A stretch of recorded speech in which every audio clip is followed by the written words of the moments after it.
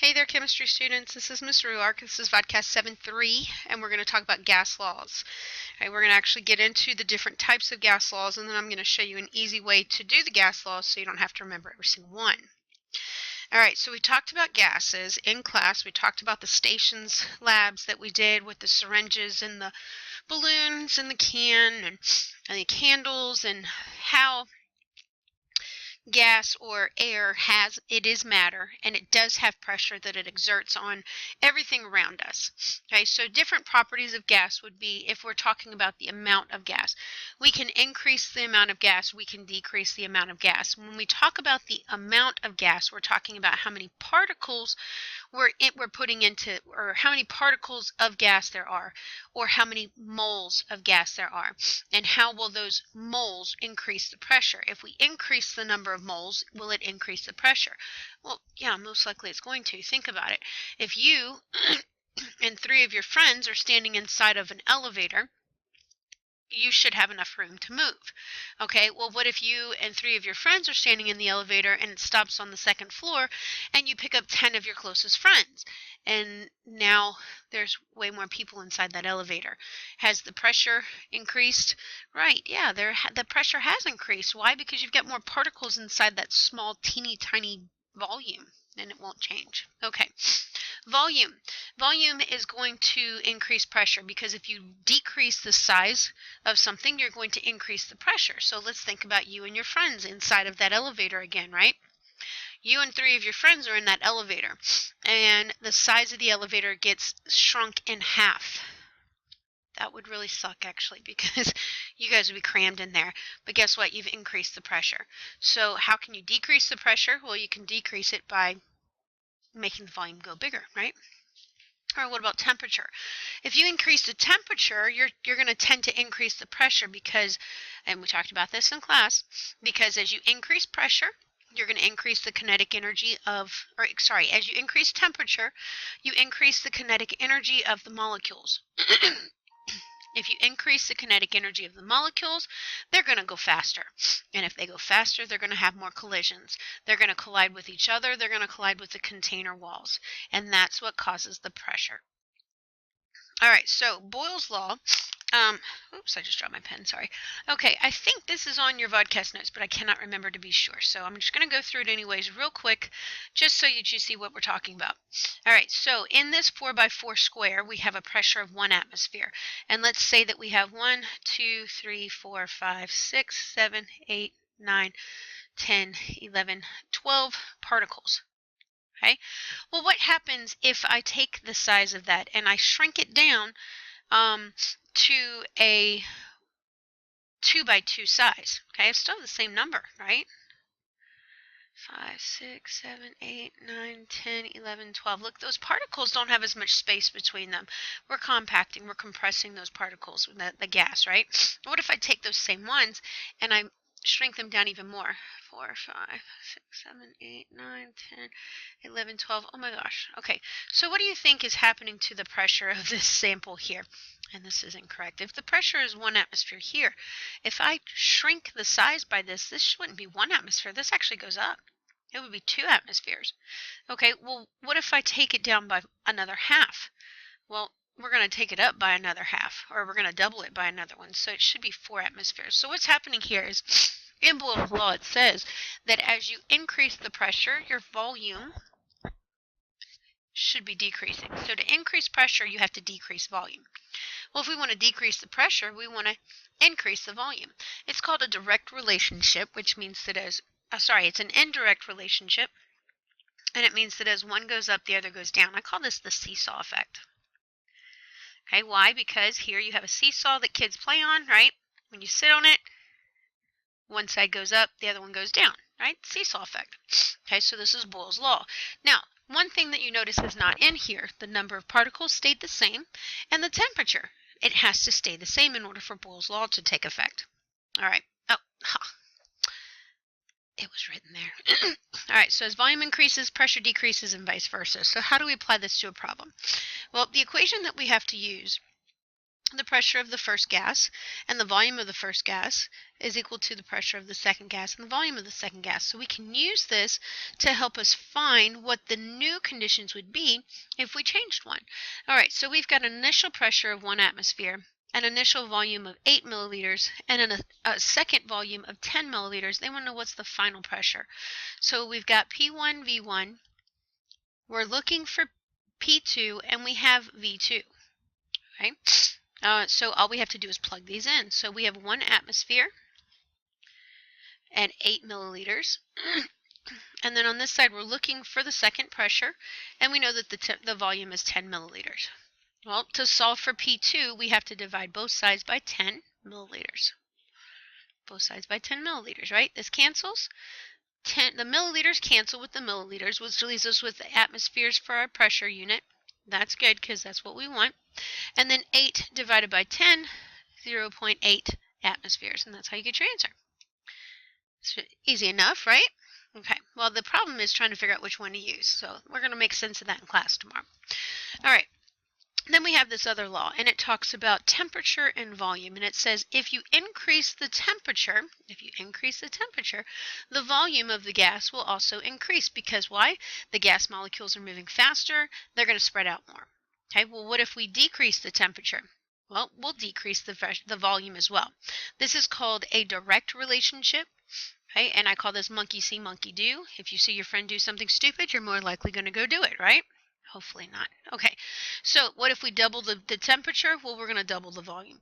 If we reduce the temperature by half, we reduce the volume by half. This only is true if pressure and... That's not right. Number of gas molecules or moles remains the same. Okay, I don't know why that's there. Oh my gosh. Okay, so here's an example. We've got a sample of gas that occupies 3.5 liters at 300 Kelvin. What volume will it occupy at 200 Kelvin? Okay, so this is our initial volume, this is our initial temperature, and this is our final temperature, or T2. And they want to know what is our V2. All right, well, Boyle's law was P1 V1, P2 V2. Okay, that's Boyle's law. But we need volume and temperature. So we're going to use V1 over T1 is equal to V2 over T2. And so now we just have to plug it in. So 3.5 liters over 300 Kelvin. And that's equal to X, or V2, over 200 Kelvin. Now, the thing about gas laws is that you have to have Kelvin when you do your calculations. It does not work with Celsius. It has to be in Kelvin. Kelvin is a absolute range of temperatures. It has to be done in Kelvin. Otherwise, you get the wrong answers. Okay, so if it's not in Kelvin, you got to change it to Kelvin. And that's why we did the work with pressure conversions. And I think I showed you how to do that. Okay, so this, to get rid of this X right here, to get X by itself, we just need to cross multiply and then divide, right? So 300 Kelvin times X is equal to 3.5 liters times 200 Kelvin. All right, well, to get X by itself, we divide both sides by 300K. The 300K cancels. Over here, the K's cancel. Excuse me. I don't mean to cough in your ears. All right, and then we do our math. So in our math, oh, no, that's not what I wanted. I'm trying to get my calculator. All right, so we take the 3.5 and we multiply that by 200.